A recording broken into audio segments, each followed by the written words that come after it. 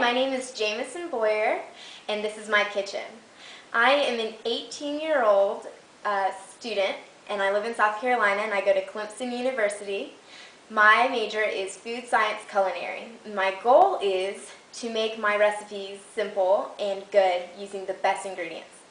One of the ingredients that I like to use often is this Philadelphia cream cheese, and this is something that you find in a lot of my recipes.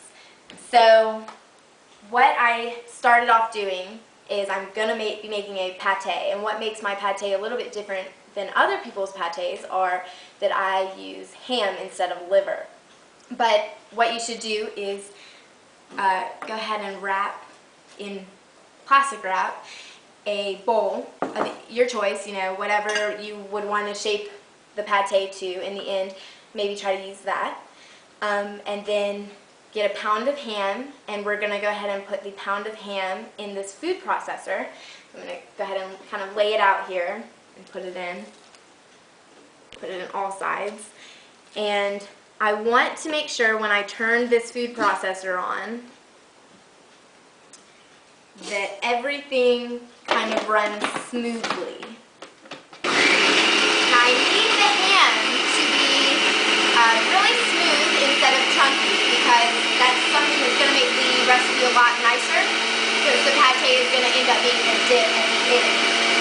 So just watch it a little bit, make sure whatever you think is nice and smooth, you can cut it off.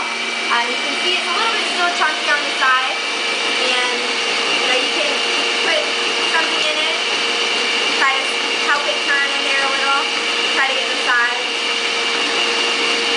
And that might take a little bit. So while that is becoming nice and smooth, I'm going to chop my onion. Now my onion is 2 tablespoons. That's what it calls for in the ingredients. So I like more onions than I do, I like more onions than normal.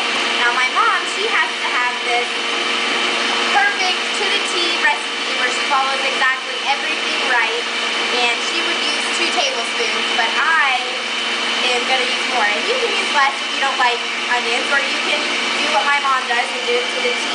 Now we want these onions finely chopped, and try to get that nice and chopped. And we can go ahead and add it into the mixing bowl when we have this. Scrape it together and chop it. Now something that I'm learning in school right now is how to chop, so I'm not perfect at it yet, but I'm definitely learning. I'm going to go ahead and scrape this off in here. And now the ham, as you can see, is still becoming nice and smooth, and I think it's almost ready, but since it's not, I'll show you some of the other ingredients. I have my Philadelphia cream cheese already cut up so that it makes it easier when I go to mix it in the mixing bowl. I think it's good now. That off. And I have this nice and chopped. This is going to be 2 tablespoons of milk that we're going to add into it, and then we're going to mix it all together. So I'm going to get my ham out. If you can see this, it's very nicely fine and chopped. And if you don't think so, which like you can see here, there are some still pieces. So I'm going to scrape this up a little bit and re-spin it for a quick second to see if we can't get this more chopped up. Because the smoother that it is, the smoother that your dip is going to be. And you definitely want your dip to be nice and smooth when people go to eat it. So it's looking pretty good, getting all this. I think that's good. Alright, now we're going to scoop this ham, the 1 pound ham that I have in here, and we're going to put it in with the onions. Oh, yum. This smells so good, this ham. Oh my gosh. Okay, definitely. I'm going to try to get this out. Nice and good here. And the food processors are really the best when it comes to doing something like this. And an embarrassing story is one time I didn't have a food processor, and I put it in a blender, and that just started smoking because it has to be something liquidy in there. That's pretty embarrassing. But okay, I'm gonna get this out of here. Help me get some of it out.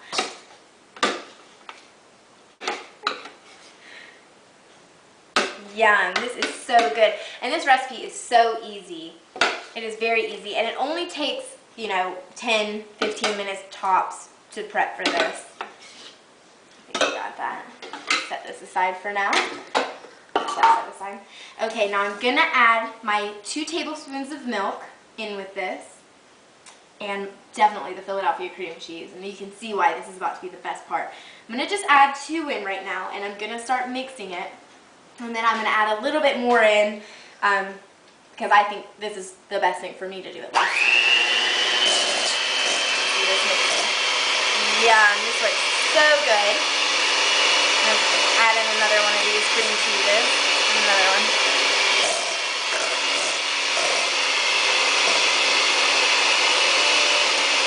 And the amount of cream cheese that you're going to use is an 8-ounce cream cheese. And you can definitely throw in more cream cheese if you like, which, I decided not to this time, and I normally do, but I decided that when it comes to this recipe, I should just keep it simple, and I think that that's the best thing to do. Now look at how nice and smooth that this is running together, and if you can see the pink color to it, that is going to make for such a pretty dip. Now can you see that? That looks so good, and it feels so smooth, and if it weren't for the Philadelphia cream cheese, it would definitely not be as smooth. Yeah, this is so good. Okay. Now what I want to do is I'm going to take this, and I should have had a spoon. If you want to follow me over here, I've got a spoon to put it in, and I'm going to just take this and I'm going to mold it into this bowl. And there's definitely going to be plenty of this left over, and the guests are just going to be like, oh my gosh, is this all that you have? I need a lot more. This is so good. So I'm going to use as much that's going to fit into this bowl. You can use a bigger bowl to fit it all, but I like to save some for myself a little bit later after the party. So, okay.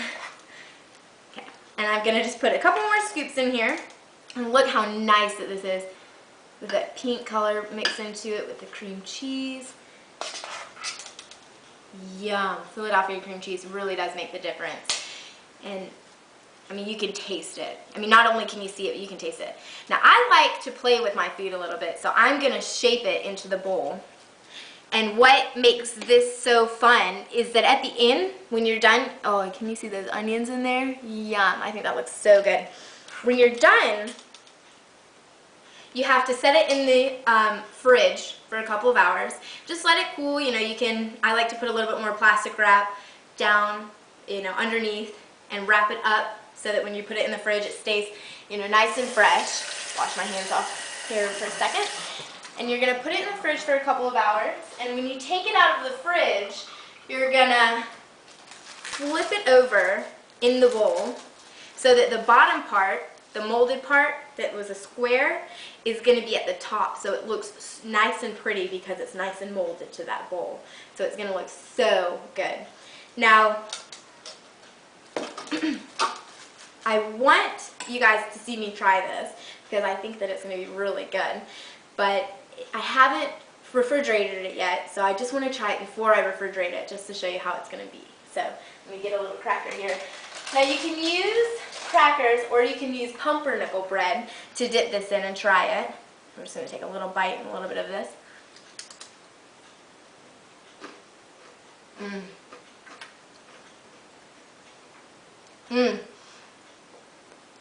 You don't even need to refrigerate this. It's so good. If you want to throw something together so fast before people come in, and just throw it together and set it out.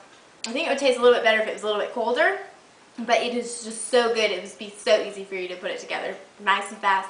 Put it on the table for your guests to eat, and there you have it. So definitely use Philadelphia cream cheese.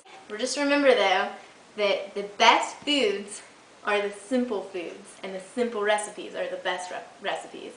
Thanks!